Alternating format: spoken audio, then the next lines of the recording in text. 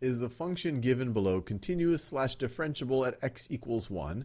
And they define the function g piecewise right over here. And then they give us a bunch of choices. Continuous but not differentiable. Differentiable but not continuous. Both continuous and differentiable. Neither continuous nor differentiable. And like always, pause this video and see if you could figure this out.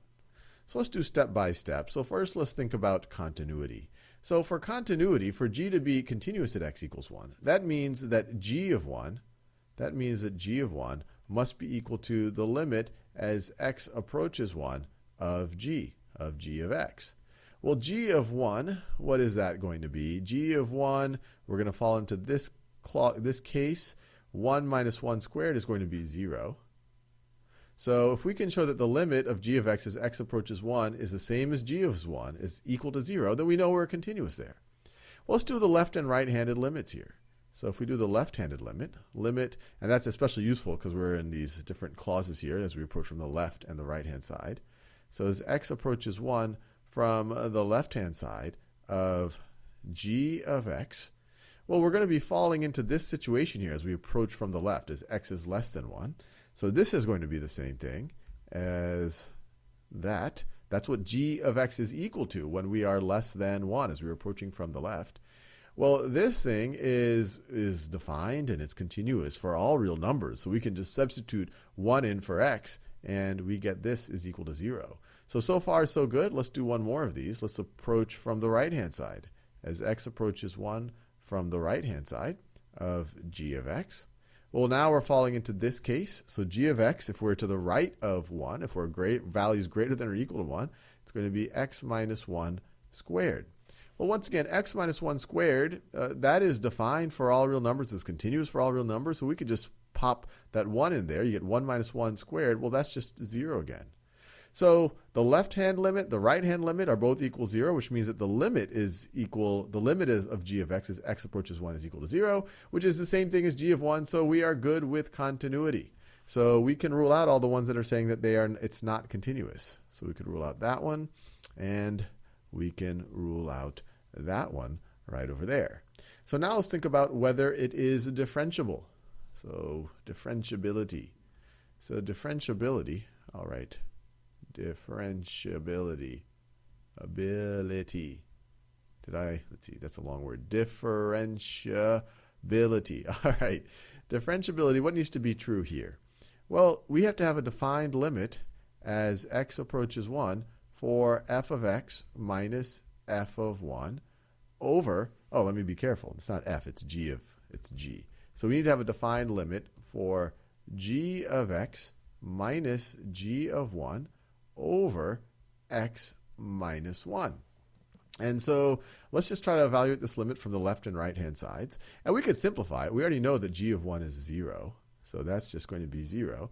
So we just need to find the limit as x approaches 1 of g of x over x minus 1, or see if we can find the limit.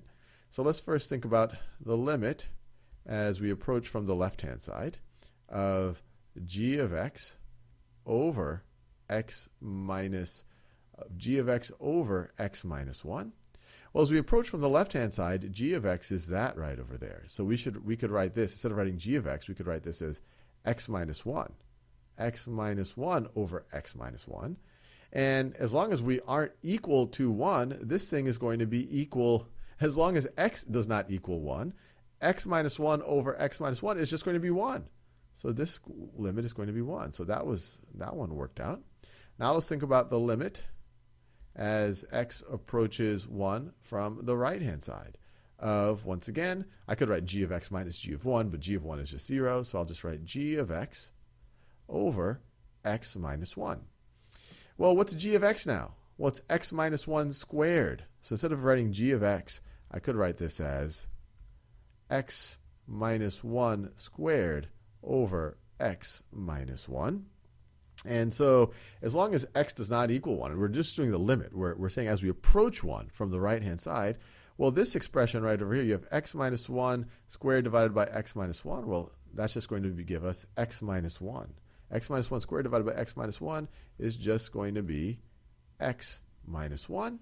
And this limit, well, this expression right over here is going to be continuous and defined for sure all x's that are not equaling 1. Actually, let me well, it was before it was this, x minus 1 squared over x minus 1. This thing right over here, as I said, it's not defined for x equals 1, but it is defined for anything not for x does not equal 1, and we're just approaching 1.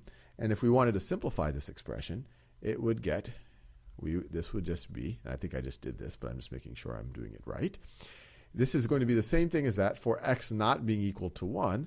Well, this is just going to be 0. You could just evaluate when x is equal to 1 here, this is going to be equal to 0.